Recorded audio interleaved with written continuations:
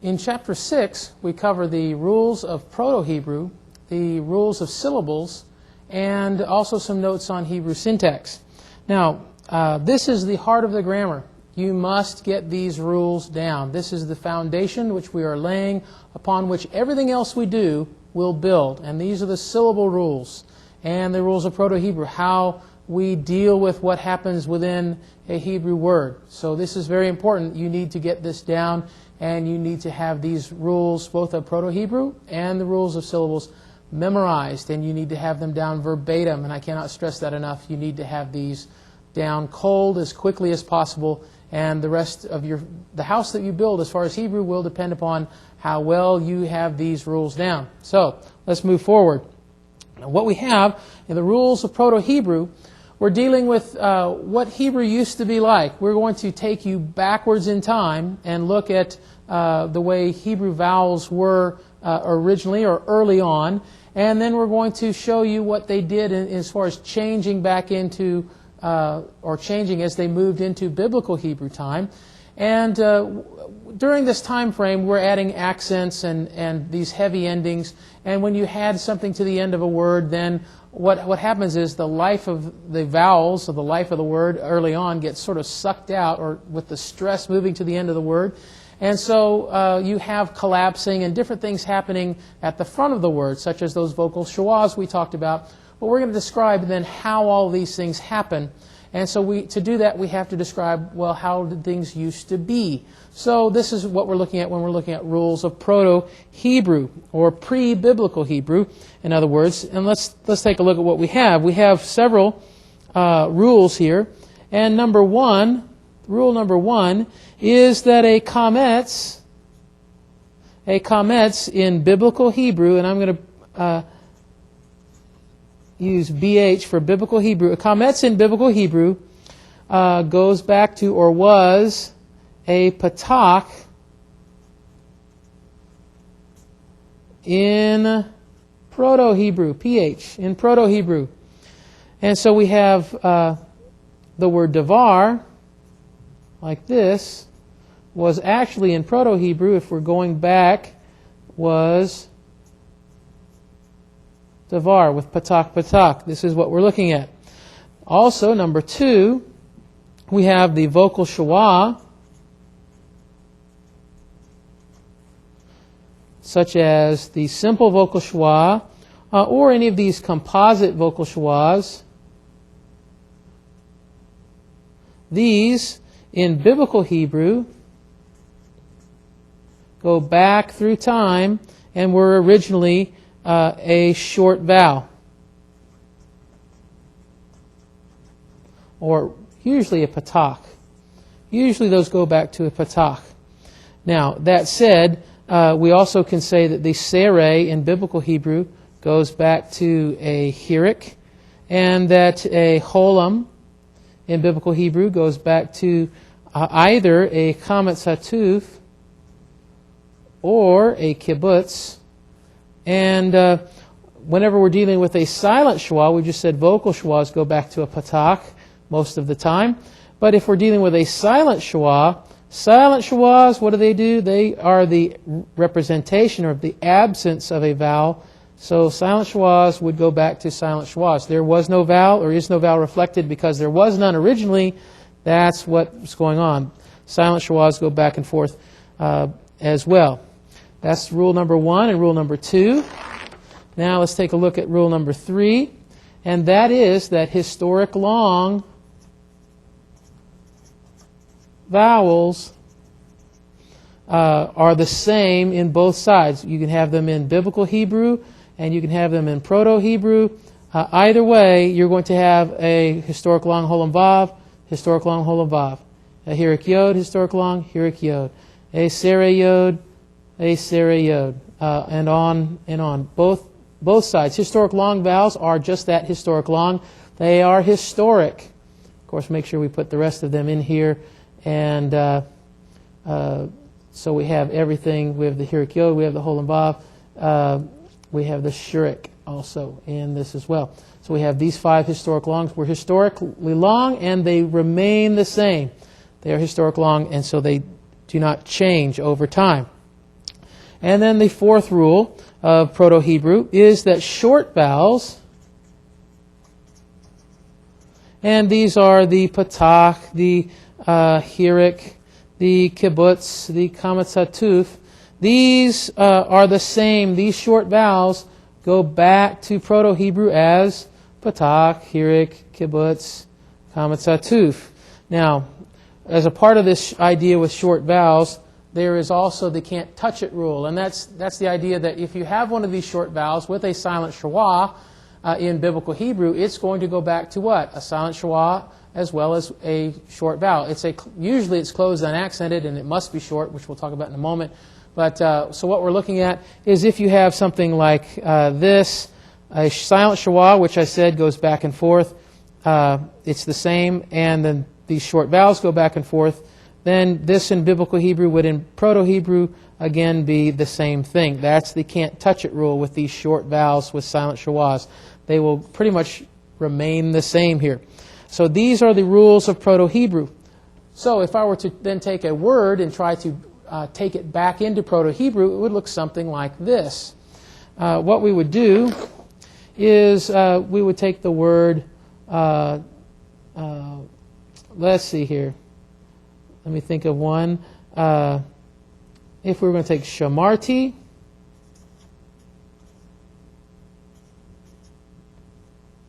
something like this, which is accented here, and this is a verb form, but shamarti, if we're going to take this back to Proto-World, then we would have to take all these vowels back to their Proto-World counterparts. And so this is Biblical Hebrew, and if we're going to go again to the right, over to Proto-Hebrew, we would have to take this kametz back to a patach. We'd have to have this short vowel goes to a short vowel, silent schwa. Again, that can't touch it rule. Neither one of these together go together, and you can't mess with either one. And then the tav and the hirik yod's historic long, so we wouldn't mess with that historic long either. So this is what we would have putting that into Proto-Hebrew using the Proto-Hebrew rules. Don't touch historic long, silent schwas, short vowels go back and forth, and these not historic long, but just a regular long vowel will go back to its corresponding vowel, the kametz, to a patach. So this is what we're doing with the Proto-Hebrew. Well, now we need to take a look at the syllable rules, and then we're going to eventually put these all together.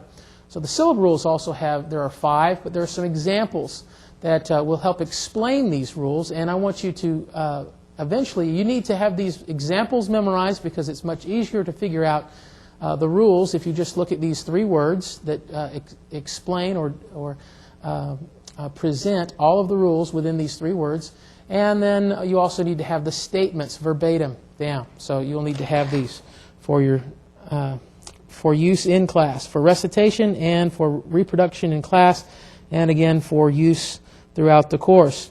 So what we're looking at, if we take as our first example the word davar, let's see here,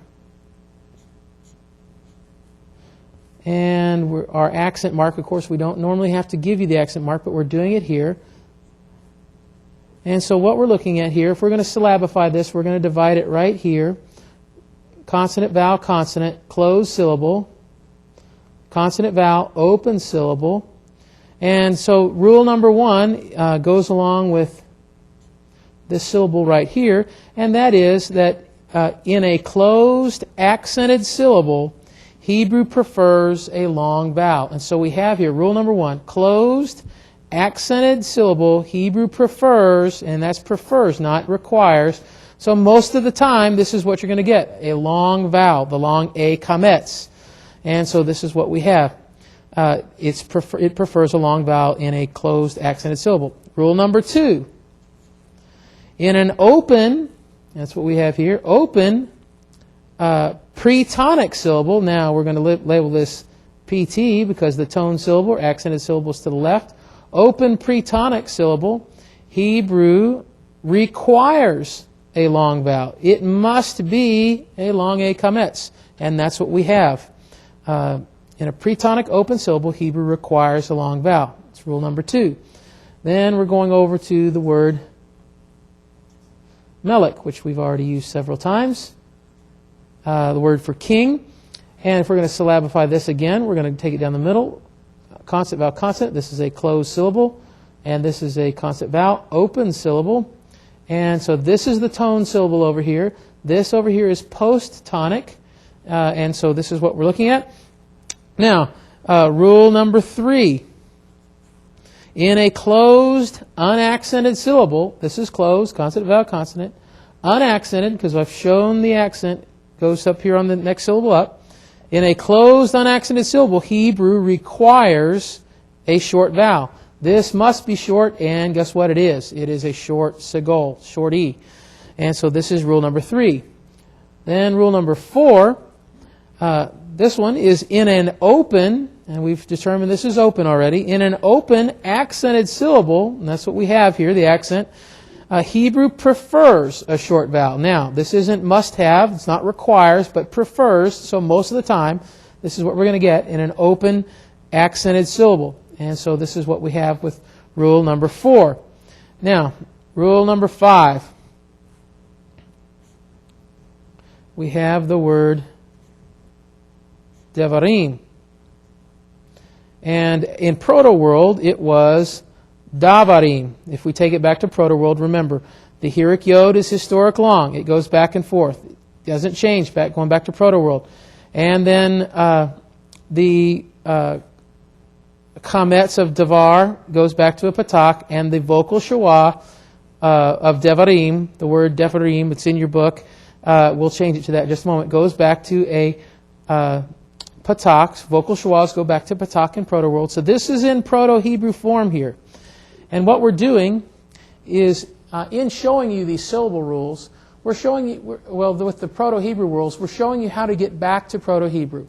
And now with the syllable rules, we're showing you, well, once it's in Proto-Hebrew form, how does it come back into Biblical Hebrew? And that's what these syllable rules are doing. They're showing you what has to lengthen, what has to shorten, what is expected, what must be a certain way, what is preferred a certain way, so that then we can do the different things with the words, such as add suffixes, we can make them construct forms, we can do different things, and you'll know, because you know these rules, you will know how, by looking at the form, that something has happened here according to a specific rule, and it'll help you know in parsing what is this word that you're looking at, why did it happen, what happened to this word, you'll be able to explain it, and it will make sense. There will be nothing in the text which you have a fear or don't understand. You will be able to see it and parse. So, that said, here's the form in Proto-Hebrew. Now, now we're putting this into Biblical Hebrew using these syllable rules. Again, we're going to syllabify first here. We have, of course, the accents over here. Don't have to put it. It's always there on the end. And then over here, it should be like this. This is what we have: consonant, vowel, consonant. That is a closed syllable. We have consonant or vowel, consonant. That's an open syllable. And this is vowel, consonant. That's an open syllable. And this is in, again, Proto-Hebrew form here. Now, rule number 5. Well, let's go back here just a moment. In a closed accented syllable, let's go back here.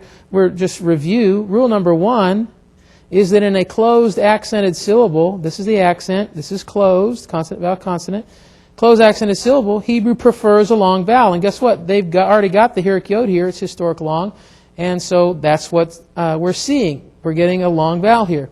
And then in a pretonic open syllable, an open pretonic syllable, Hebrew requires a long vowel. So now, according to rule number 2, we must lengthen this one to a chametz. And then we have this now, the chametz here. And now, according to rule number 5, remember this is Proto-Hebrew, and it says, rule number 5 says, in an originally opened propretonic syllable, now we're looking at tone syllable, we're looking at pretonic, which we just lengthened, according to rule number 2, and then this is propretonic here. This is an original propretonic syllable, and rule 5 says, in an originally open propretonic syllable, Hebrew reduces the original short vowel to a vocal shawah. And this is what's going to happen here. So, as it does this, we will get Devarim. And put that Dagesh Leni in there because it's a Beged Kefet letter at the front. And so this Patak in Proto-Hebrew, going back into Biblical Hebrew, reduces, according to rule number 5, to a vocal shawah, and then the word in Hebrew, Biblical Hebrew, is Devarim. And we would syllabify this then not here, but we would syllabify here, of course. And in your book, it's got a dotted line to show you that that used to be a syllable over here, but when you added this heavy ending and the accent over here, that original short vowel basically got the life sucked out of it. And so we have it happening something like the word because. We have taken the E vowel, instead of saying because in in English, we say because. That's something like has happened instead of Davarim, you get Devarim. And so this is the type of thing that happens very often at the front of a word. And so we get this, again, rule number 5. In an originally open proprytonic syllable, Hebrew will reduce the original short vowel to a vocal shawah. That's a mouthful, but you need to learn it. It's very helpful. And so this is what we have. We also, we need to make a statement here that these rules do apply across the board. They're very consistent. There are exceptions. Unfortunately, there are some minor exceptions to everything that we would tell you. And any system of Hebrew, there are going to be minor exceptions. But you will be correct 99.9% of the time if you go with these syllable rules. So these are definitely ones you need to put your time in on. Now that said, we need to take a look at some notes on Hebrew syntax, some basic sentence structure. And what we need to do is take a look at how are the Hebrew sentences worded. What is the word order? How are they set up? And what we're looking at is normally a verb, subject, object order. And so if we were going to have a sentence in Hebrew, you would have your verb, and then reading now from right to left, you would have your verb, you would have your subject, and you would have your object in this order. That's a normal, usual word order. And so you would have something like Shema,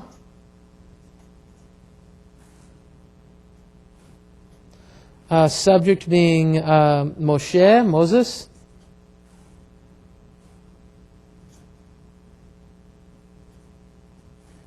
and the word kol for voice. And so Shema, he heard, literally, there is a pronoun implied in the Hebrew verb system here. So this would be he heard Moses, and this does not have the article on it, so it's assumed anarthrous without the article. So he heard a voice. He heard Moses a voice. Verb, subject. So we've supplied this then together, and to put it back in our left to right order, it would be Moses heard a voice. This is how Hebrew works. Verb, subject, object. And now these can be out of order at times, and maybe stressing something else for emphasis. If Moses was first, it might be Moses Shema Kol, Moshe Shema Kol, and you would be stressing that Moses heard a voice. Or you might stress Kol, Kol Shema Moshe, and then you would be putting the object up front, and you would say, a voice Moses heard. So you would be stressing something different by the word order. Now this is fluid and flexible, and we all know that language changes and different speakers do different things. But this is the general idea of what's going on. Verb, subject, object in this order, and outside of this order, we would try to look for something being stressed. Now there are also some disjunctive accents that we need to take a look at in the Masoretic text. And these accents very nicely demarcate, almost like putting parentheses around different sections of the verse, so we can know that this group of words go together, and this group of words go together. And this is true for the most part, as far as the use of these Masoretic accent marks. But these Masoretic accent marks that the Masoretes put in to actually place accents on each syllable, or on the tone syllable of each word, they were used for the singing or cantillation of the text. So they were used to sing the Hebrew text. And at times these accent marks are used really for musical notation, musical purposes. But they often group these words together, and some of these major disjunctive accents are very helpful to see that this group of words go together, and we don't want to translate this group of words with this one over here. So let's take a look at some of these. What we have, of course, the very simple and most important would be the Sof Pasuk. And the Sof Pasuk is a set of diamonds at the end of the Hebrew verse, and this would be like the period at the end of a sentence, and this would be the last word in the sentence. And so this Sof Pasuk would end the verse, and then usually this last word in the verse will also have what looks like a metheg under its tone syllable. It's the same thing as a metheg, but here underneath this last word, it's called a silic. And so these two indicators will tell you this is the end of the second half of the verse. And there is also a disjunctive accent called an athnach. Now an athnach is a nice little symbol, that appears on the end of the first half of a verse. If we have some words here, and we have the athnach, it's a nice little caret here that goes underneath the tone syllable of the last word of the first half of the verse. Now these are not always evenly matched as far as the number of words, and the Masoretes might divide these according to sense. This is what's stated, and then this is what's done, and maybe this is 5 words and this is 2, but in their minds these were equal, and so we would have these the Sof Pasuk here and the silic. And this athnach is found underneath the tone syllable of the last word of the first half of the verse. And then the second half of the verse, you have ending with the Sof Pasuk and the silic. So this then gives us 2 groups of words with which to break down the verse and try to translate. And these can be helpful for translation purposes, for syntax as well. But we need to take a look at these and see if they can be useful to us. Now, we need to take a look at our vocabulary. So turn with me to your vocabulary at the end of chapter 6. And we will read the vocabulary with you.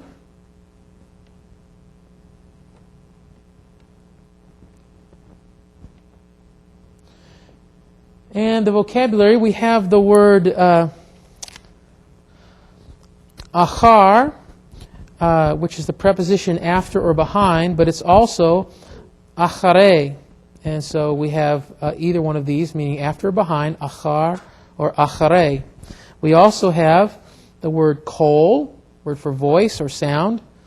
Goy, you have the yod here acting as a consonant with the holem vav in between as the vowel. Goy, people or nation. We are the goyim, the nations. And we have the word rosh for head, ata, now, ko, thus or so, shamar, he kept, watched, or guarded, or has kept, shamar. We have the word mayim, accent on the front end, mayim for water, shamayim for heaven or heavens, sky is shamayim. We have the word for prophet is navi. And the word for he stood or has stood is amad. The word for Abraham is Avraham. Avraham. Aaron is Aharon. Aharon. And Avar, for he passed over or transgressed. Avar. Now, we need to take a look at your questions. Make sure you write those out. Study your chapter, your vocabulary, and head to the lessons.